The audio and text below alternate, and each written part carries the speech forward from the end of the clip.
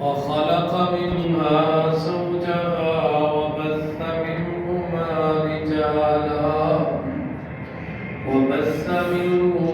رجالا كثيرا ونساء واتقوا الله الذي تساءلون به والأرحام إن الله كان عليكم رقيبا يا أيها الذين آمنوا اتقوا الله وقولوا قولا سديدا يصلح لكم أعمالكم ويغفر لكم ذنوبكم ومن يطع الله ورسوله فقد فاز فوزا عظيما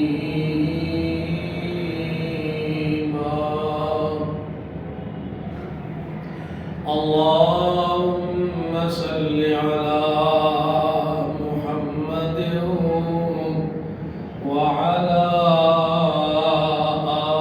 آل محمد كما صليت على إبراهيم وعلى آل إبراهيم إنك حميد مجيد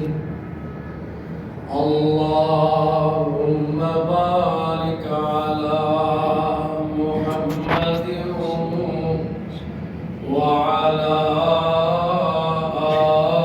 آل محمد كما باركت على إبراهيم وعلى آل إبراهيم إنك حميد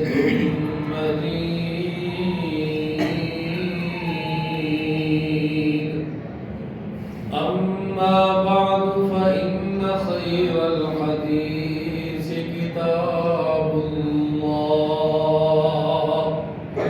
وخير الهدي هدي محمد صلى الله عليه وسلم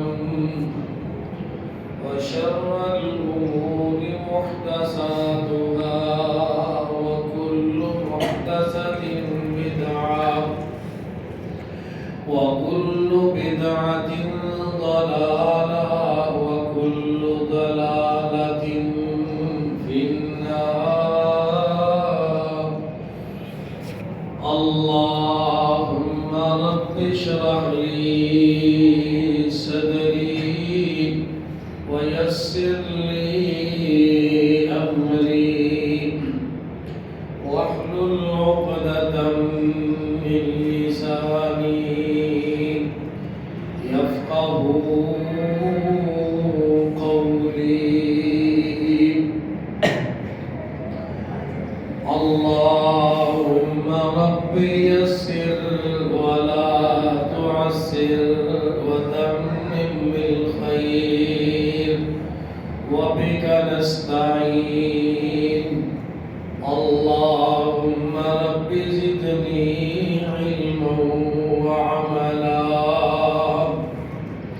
اللهم انفعنا بما علمتنا وعلمنا ما ينفعنا وزدنا علما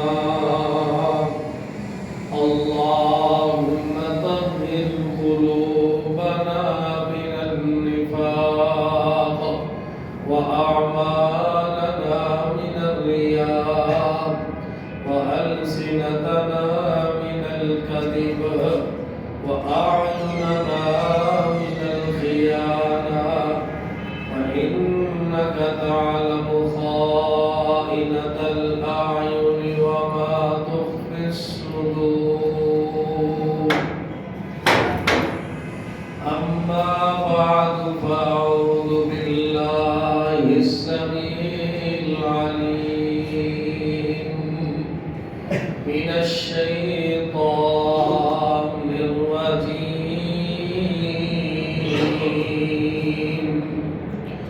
من همزه ونفخه ونفسه بسم الله الرحمن الرحيم وما خلقت الجن والإنس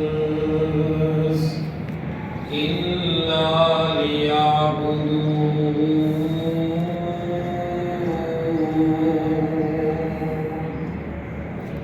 وما خلقت الجن اور نہیں میں نے پیدا کیا جنوں کو والانس اور نہ ہی انسانوں کو الا لیعبدون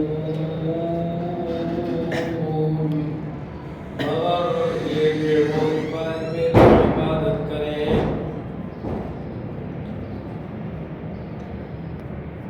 تمام قسم کی تعریفات تسبیحات تحلیلات اللہ جل شانہ کے لیے جس نے ہمیں مسلمان پیدا فرمایا پھر ہمیں دین جیسی دولت نصیب فرمائی اور سب سے بڑی بات کہ اللہ رب العزت نے ہمیں امت محمدیہ صلی اللہ علیہ وآلہ وسلم میں شامل فرمایا اور لا تعداد ان گن درود و سلام جناب محمد رسول اللہ صلی اللہ علیہ وآلہ وسلم کی ذات گرامی پر. سامعین حضرات، میں نے آپ کے سامنے 51 نمبر سورت جس کا نام سورت الذاریات ہے، اس کی آیت نمبر 56 تلاوت کی ہے. اس آیت کے اندر اللہ رب العالمین نے آپ کا اور میرا بلکہ کل کائنات کا مقصد بیان فرمایا ہے.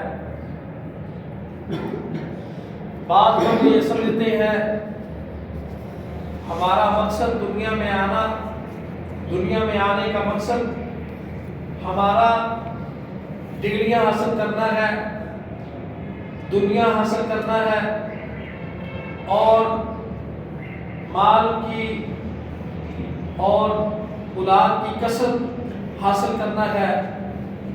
اور گویا کہ بعض لوگوں کے نزدیک کامیابی کا کنسپٹ یہ ہے کہ اس بندے کے پاس گاڑی ہے کہ نہیں، کوٹھی ہے کہ نہیں، اور اس بندے کا بینک بیلنس کتنا ہے، اس کو آج دنیا نے کامیابی کا اور دنیا میں آنے کا مقصد سمجھا ہوا ہے.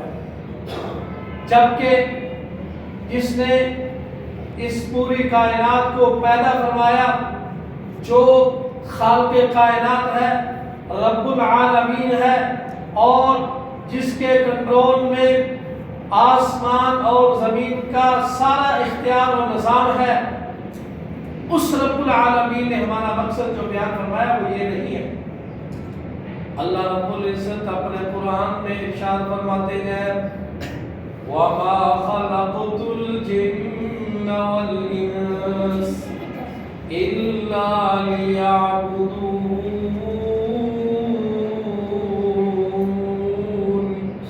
اے جن و انس کی جماعت، اللہ رب العزت نے دو مخلوقوں کو ذکر کیا، دو اپنی مخلوقات میں سے دو کو مخاطب کر کے فرمایا میں نے آپ کو صرف اور صرف الا آیا صرف اور صرف، آگے لام آیا، الا اور لام نے تاکید اور زور پیدا کر دیا کہ میں نے صرف اور صرف آپ کو اپنی عبادت کے لیے پیدا کیا ہے اور کوئی مقصد نہیں۔ عبادت کسے کہتے ہیں؟ انسان پوری زندگی عبادت کرتا ہے۔ مسلمان تو اس قدر خوش نصیب ہے، وہ اپنی خوشی اسلام کے روپ میں گزارے، وہ عبادت بن جاتی ہے، وہ اپنی غمی اسلام کے طرز زندگی کے مطابق گزارے، وہ بھی عبادت بن جاتی ہے۔ حتیٰ کہ انسان کا اپنی قضاء حاجت کرنا اور اپنی بیوی سے لطف اندوز ہونا، اگر یہ بھی سنت کے مطابق ہو تو یہ بھی عبادت بن جاتا ہے۔ اسی بات پر صحابہ نے تعجب کیا، اے اللہ کے رسول، یہ کیسے عبادت بن سکتا ہے؟ یہ تو بندہ اپنی حاجات پوری کرتا ہے، اپنے بیوی سے لطف اندوز ہوتا ہے۔ آپ علیہ السلام نے جو جواب دیا وہ بڑا ہی قابل غور ہے، سونے کے پانی کے لکھنے کے قابل ہے۔ آپ علیہ السلام نے فرمایا، اے میرے صحابہ، یہ بتاؤ نا، اگر یہ بندہ اپنی بیوی کے ساتھ مباشرت کرنے والا اگر یہی معاملہ، یہی کام کسی غیر عورت سے کرے جو اس کے ساتھ اس کے تعلقات حرام ہے، کیا اس کے لیے جائز ہے؟ آپ علیہ السلام کو صحابہ کرام نے جواب دیا، نہیں۔ اللہ کے نبی نے فرمایا کہ اس کا حلال رستہ اختیار کرنا یہی عبادت ہے۔ کس قدر یہ اسلام پیارا دین اور پیارا مذہب ہے۔ تو آج میں آپ کے سامنے شعبان کے مہینے سے، شعبان کی مناسبت سے کچھ باتیں عرض کرنا چاہتا ہوں۔ آج چونکہ شعبان کی 2 تاریخ ہے اور انشاءاللہ ثم انشاءاللہ قد شاءاللہ اللہ تعالیٰ ہماری زندگی رکھے تو انشاءاللہ الرحمن 28 اور 30 دن کے بعد ماہ صیام، ماہ غفران، ماہ رمضان تشریف لانے والا ہے نا۔ ہم اللہ تعالیٰ سے دعا کرتے ہیں، اے اللہ ہمیں اس رمضان کی بھی رحمتیں اور برکتیں اور اس کی برکتیں حاصل کرنے کی توفیق عطا فرما۔ ہمارے اسلاف جو تھے وہ پورا سال کے دعا کرتے، جب رمضان گزر جاتا 6 ماہ تک یہ دعا کرتے رہتے، اے اللہ 6 ماہ تک یہ دعا کرتے، اے اللہ رمضان میں کی ہوئی عبادت اپنی بارگاہ میں قبول فرما۔ جب 6 ماہ گزر جاتے، اگلے 6 ماہ، آنے والے 6 ماہ رمضان مبارک سے پہلے یہ دعائیں کرتے، اے اللہ ہمیں ماہ رمضان، ماہ صیام میں ہمیں اس میں بہاریں لٹنے کی توفیق عطا فرما۔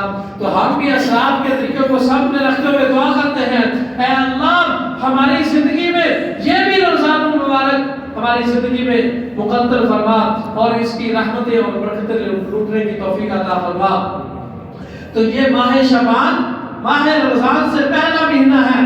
اس مہینے کے اندر نبی کریم صلی اللہ علیہ وسلم کے جو اعمال تھے، جو اس مہینے کے اندر زیادہ فضیلت والے اعمال ہیں، وہ کون سے ہیں؟ آپ علیہ السلام اس مہینے کے اندر کثرت سے عبادت کرتے۔ عبادت کا مطلب کیا ہے؟ یعنی اپنے آپ کو ٹریننگ دیتے۔ میں تو یہ کہتا ہوں کہ یہ مہینہ تربیت کا مہینہ ہے، یہ مہینہ سیزن کا مہینہ ہے، یہ مہینہ ورکشاپ کا مہینہ ہے۔ اس میں اپنے آپ کو ہم نے ایکٹیو کرنا ہے، ہم نے اپنے آپ کو روزوں کی عادت ڈالنی ہے، ہم نے اپنے آپ کو قرآن مجید کی تلاوت کی عادت ڈالنی ہے، ہم نے اپنے آپ کو نماز پڑھنے کی عادت ڈالنی ہے۔ یہ ٹریننگ کا مہینہ ہے۔ آپ علیہ السلام نے اس مہینے کے اندر بہت زیادہ روزے رکھے اور اللہ رب العزت نے چاہ بجا یہ بیان فرمایا ہے کہ میں نے انسان کو پیدا ہی اس لیے کیا ہے کہ میں انسان کا امتحان لوں کہ امتحان میں کامیاب ہوتا ہے یا کہ نہیں۔ اللہ رب العزت ملک میں فرماتے ہیں، الذی خلق الموت والحیات لِيَبْلُوَكُمْ أَيُّكُمْ أَحْسَنُ عَمَلًا۔ الذی خلق الموت والحیات، اللہ وہ ذات ہے جس نے زندگی اور موت کا سسٹم بنایا، موت و حیات کا یہ نظام بنایا. الذی خلق الموت والحیات. اللہ رب العزت نے یہاں پہ موت کا پہلے تذکرہ کیا ہے. اس سے یہ پتہ چلتا ہے موت یقینی ہے.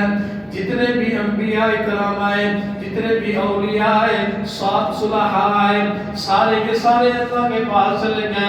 اس لیے ہمیں اپنی موت کو سامنے رکھنا چاہیے. اللہ رب العزت فرماتے ہیں الذی خلق الموت والحیات لیبلوکم. اے انسان غور کر، میں نے جن و انسان کو اور آپ کو اس لیے نہیں پیدا کیا آپ دنیا میں آئے اور اپنی دولت کے اوپر اپنی دولت کے نشے میں لگ جاؤ اور دنیا میں آ کر اللہ کو بھول جاؤ. اللہ فرماتے ہیں کہ یہ چند دن کی جو زندگی میں نے دی ہے یہ امتحان کے لیے دی ہے. اللہ فرماتے ہیں الذی خلق الموت والحیات لیبلوکم. اے انسانوں میں تمہارا امتحان لینا چاہتا ہوں، میں تم کو آزماتا ہوں. ایکم احسن عملا. کون تم میں سے اچھے اعمال کرے، کون تم میں سے عبادت کرے، کون تم میں سے توحید کے اوپر کاربند رہے، کون ہے یہ تم میں سے اللہ کو وحدہ لا شریک مانے اور رسالت کا اقرار کرے. گویا کہ انسان کی دنیا میں آمد کا مطلب اور مقصد صرف ایک ہی ہے، وہ کیا ہے؟ اللہ کی عبادت. جو انسان اللہ کی عبادت نہیں کرتا اس کا انسان ہونا زمین کے اوپر بوجھ ہے. جو انسان اللہ کی بندگی نہیں کرتا اس کا انسان ہونا اللہ کے اوپر بوجھ ہے. اللہ رب العزت نے عبادت کا مفہوم یہ بیان فرمایا. عبادت اصل میں عبد سے ہے. عبد عربی زبان میں غلام کو کہتے ہیں اور فارسی میں بندے کو بولتے ہیں. فارسی میں بندہ، یہ جو ہم بندے کا لفظ بولتے ہیں یہ فارسی کا ہے اور لیکن عربی کا لفظ عبد ہے. عبد کا مطلب غلام، نوکر اور تابعداری کرنے والا. اور اللہ رب العزت نے اسی بات کی وضاحت سورۃ الانبیاء میں فرمائی. فرمایا وَمَا أَرْسَلْنَا مِن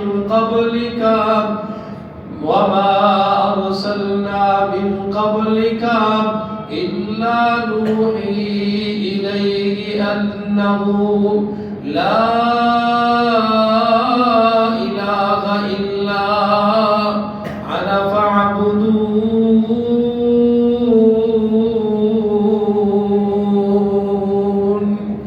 میں نے جتنے بھی انبیاء رسول کا سلسلہ، جتنے بھی رسول بھیجے، سب کا مقصد یہ تھا، سب کی طرف میں نے وحی یہ کی کہ تم ایک اللہ کی عبادت کرو. فَاعْبُدُونِي، میری عبادت کرو. اور یہی بات حضرت ابن عباس رضی اللہ تعالیٰ عنہ یا ایھا الناس اعبدوا کی تفسیر یہ فرماتے ہیں وحدوا ربکم. یا ایھا الناس اعبدوا کا مطلب تم اللہ کو اکیلا مانو، اللہ کا وحدہ لا شریک مانو، اللہ کی وحدانیت کا اقرار کرو. مشرکین مکہ بھی توحید ربوبیت کو مانتے تھے. مسئلہ اور اختلاف توحید الوہیت کا ہے. توحید الوہیت کیا ہے؟ ایک اللہ کو ماننا ہے، ایک اللہ کی بات ماننی ہے، ایک اللہ کی تابعداری کرنی ہے، فرما برداری کرنی ہے. اور اگر ہم اللہ کی عبادت کریں گے اس کا نفع ہمیں ہوگا، اس کا فائدہ کس کو ملے گا؟ ہم کو. اگر ہم اللہ کی عبادت نہیں کریں گے تو اس کا نقصان بھی کس کو ملے گا؟ ہمیں ملے گا. حدیث پاک میں آتا ہے نبی کریم صلی اللہ علیہ وسلم نے فرمایا جتنے بھی انسان اور جتنے بھی جن اس دنیا میں آ چکے ہیں یا آئیں گے، سارے کے سارے ایسے انسان کی طرح ہو جائے جو اللہ کا نیک بندہ اور متقی ہے. یعنی جو اللہ کو مطلوب ہے ایسے نیک انسان بن جائے سارے کے سارے. تو اللہ رب العزت فرماتے ہیں حدیث قدسی ہے وہ میری بادشاہی کے اندر 1% بھی اضافہ نہیں کر سکتے. اگر سارے انسان سارے جن نافرمانی نہ کریں، نیک بن جائیں، جیسے اللہ کو مطلوب ہے ویسے بن جائیں۔ اللہ تعالیٰ فرماتے ہیں میری سلطنت میں، میری بادشاہی میں اضافہ نہیں آئے گا، اور اگر سارے انسان، سارے جن برے بن جائیں، ابلیس لعین جیسے بن جائیں، بدبخت بن جائیں، اللہ کے باغی انسان بن جائیں، ظالم بن جائیں، تو اللہ رب العزت فرماتے ہیں میری بادشاہت کے اندر، میری سلطنت کے اندر، میرے اختیار کے اندر کوئی کمی پیدا نہیں کر سکیں گے۔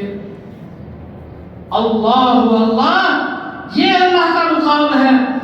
اگر ہم عبادت کریں گے، نماز پڑھیں گے، روزہ رکھیں گے، اللہ کی عبادت میں مصروف رہیں گے، کہ یہ ہمارا فائدہ ہے۔ اگر ہم بغاوت کریں گے، ظلم زیادتیاں کریں گے، ایک دوسرے کا حق طلب کریں گے، پھر ہمارا اس میں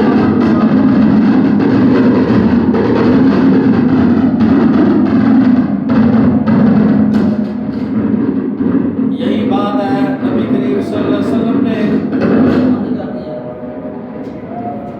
آپ علیہ السلام کی حدیث میں اس کی وضاحت اس طرح بھی ملتی ہے، کل قیامت کا دن ہوگا، ایک انسان ایسا بھی ہوگا جس نے 30 سال اور ایک روایت کے مطابق 60 سال زندگی بسر کی ہوگی، اور اس نے اپنی پوری زندگی کے دوران ایک آنکھ چپنے کے مطابق، ایک لمحے کے مطابق، ایک سیکنڈ کے برابر اللہ کی نافرمانی نہیں کی ہوگی۔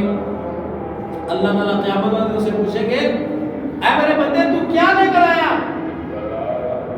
دنیا میں کیا کمائی کر کے آئے ہو، آپ کو میں نے امتحان کے لیے بھیجا تھا۔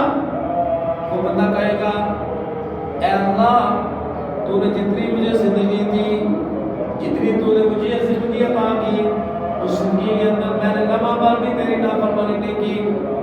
اللہ فرمائے کہ چل تو بے حساب کے بغیر ہی جنت میں چلا جا۔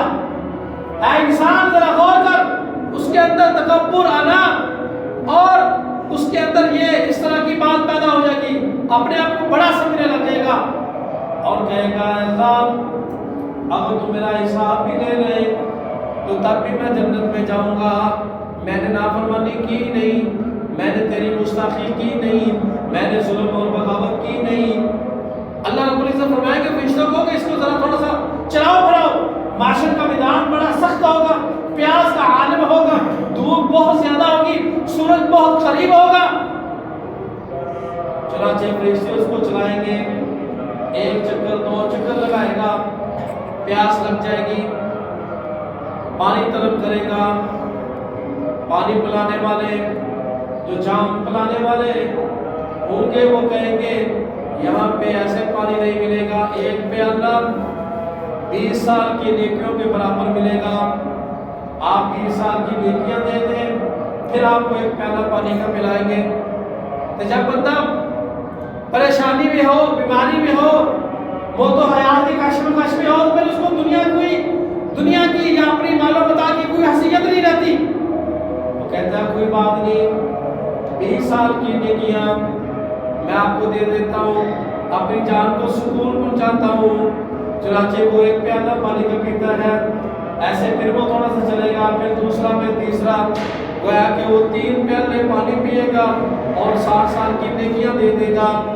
پھر اللہ رب العزت کی بارگاہ میں لایا جائے گا، حساب کے لیے آئے گا۔ اللہ رب العزت فرمائیں گے اے انسان غور کر، غور سے سن یہ بات، اے انسان تو دنیا میں جو پانی پیتا رہا تو اس کا بھی حق ادا نہیں کر سکتا، چیزا کہ تمہیں اتنی لمبی زندگی اور اتنی سہولتیں اور اتنی زیادہ اللہ تعالیٰ نے آپ کو نعمتیں دی ہیں، ایک قطرہ پانی کا جس کا ہم حق ادا نہیں کر سکتے، ہم کتنا پانی پی جاتے ہیں، کتنا پانی استعمال کر جاتے ہیں نہاتے وقت۔ تو چنانچہ یہ جو ایام گزر رہے ہیں شعبان کے، ان ایام کے اندر ایک بدعت کی جاتی ہے، وہ کیا ہے؟ 15ویں رات، شعبان کی 15ویں رات کو خصوصاً طور پر قیام کیا جاتا ہے، اس رات کو اہتمام کیا جاتا ہے، رات کو بندے رات مسجد میں گزارتے ہیں، قیام سجود رکوع کرتے ہیں، یہ میرے بھائیوں بدعت ہے۔ آپ علیہ السلام نے فرمایا، صحیح مسلم کی روایت ہے، لا تختصوا لیلۃ الجمعۃ بقیام من بین اللیالی، راتوں میں سے جمعے کی رات کو قیام کے لیے خاص نہ کرو، وتختصوا یوم الجمعۃ بصیام بین الایام، جمعے کے دن روزہ نہ رکھو، جمعے کے دن روزے کے لیے خاص نہ کرو۔ اس حدیث سے یہ پتہ چلتا ہے کہ شب معراج 15 شعبان کی جو رات ہے، صرف اسی رات کو قیام کرنا یہ ایک بدعت ہے جو ہمارے معاشرے میں پائی جاتی ہے۔ ہمیں اللہ تعالیٰ سے دعا کرنی چاہیے، اللہ تعالیٰ ہمیں اس بدعت سے ہمیں بچائے۔ تو اکثر لوگ 15ویں رات کو کیا کرتے ہیں؟ لائٹیں لگائیں گے، روشنی کریں گے، اور پھر کیا کریں گے؟ اس رات کو جاگیں گے، عبادت کریں گے۔ میرے بھائیوں کے شریعت کے اندر اس کا کوئی ثبوت نہیں ملتا۔ ہاں، آپ علیہ السلام قیام کرتے رہے، لیکن ایک رات خاص قیام نہیں کیا۔ آپ علیہ السلام، صحیح بخاری مسلم کی روایت ہے، آپ علیہ السلام اتنا لمبا قیام فرماتے کہ آپ کے پاؤں سوج جاتے۔ امی عائشہ رضی اللہ تعالیٰ عنہ فرماتی ہیں، اے میرے سرتاج، اے میرے سر کے تاج، آپ اتنا لمبا قیام کیوں کرتے ہیں؟ اللہ کے اللہ رب العزت نے آپ کو معاف فرما دیا ہے۔ آپ علیہ السلام فرماتے ہیں، افلا اکون عبدا شکورا، اے میں اللہ تعالیٰ کا عبادت گزار بندہ نہ بن جاؤں، شکر گزار بندہ نہ بن جاؤں۔ ایک دوسری روایت میں بھی یہی الفاظ ہے، یعنی آپ قیام کریں، سارا سال کریں، لیکن اس رات کو خاص کرنا اور صرف شب معراج کو، جس کو شب معراج کا نام دیا جاتا ہے، قیام کرنا، اللہ تعالیٰ کی عبادت کرنا، کوئی شریعت کے اندر ثابت نہیں، بلکہ یہ بدعت ہے۔ اور بدعت کے اندر، بدعت کے بارے میں نبی کریم صلی اللہ علیہ وسلم ہر خطبے میں ارشاد فرماتے ہیں، اما بعد فإن خیر الحدیث کتاب اللہ، بے شک اچھی بات، بہترین بات اللہ تعالیٰ کی بات ہے، وخیر الہدی ہدی محمد، اور بہترین ہدایت نبی کریم صلی اللہ علیہ وسلم کی ہدایت ہے۔ آگے فرمایا، وشر الامور محدثاتها، اور سب سے برے اعمال، سب سے برے کام بدعت والے ہیں، وکل بدعۃ ضلالہ، اور ہر بدعت جو ہے وہ گمراہی ہے، وکل ضلالۃ فی النار، اور ہر گمراہی جہنم میں جانے والی ہے، آگ میں جانے والی ہے۔ یہی بات ہے، آپ علیہ السلام کل قیامت والے دن جامع کوثر پیالہ پلا رہے ہوں گے۔ آپ علیہ السلام ایک جماعت کا استقبال کرنے کے لیے کھڑے ہو جائیں گے۔ آپ علیہ السلام فرمائیں گے، میرے امتی آ رہے ہیں، ان کے چہرے اور ان کے اعضاء وضو والے چمک رہے ہوں گے۔ آپ علیہ السلام فرمائیں گے، یہ میرے امتی ہیں۔ آپ صلی اللہ علیہ وسلم ان کا استقبال کے لیے دیکھیں گے تو اچانک درمیان کے اندر ایک دیوار حائل کر دی جائے گی۔ آپ علیہ السلام پوچھیں گے، کون ہے؟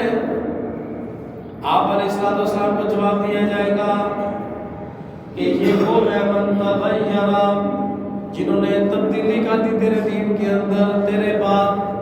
اے نبی کریم صلی اللہ علیہ وسلم، آپ کے دنیا سے آ جانے کے بعد، آپ کا جب دنیا سے تعلق ختم ہو گیا، جب آپ اللہ تعالیٰ کے پاس آ گئے، جنہوں نے نئے نئے کام دین کے اندر شروع کر لیے تھے، تو آپ علیہ السلام فرمائیں گے، سحقن سحقن سحقن، دوری ہے، دور بھاگ جاؤ، دور ہو جاؤ۔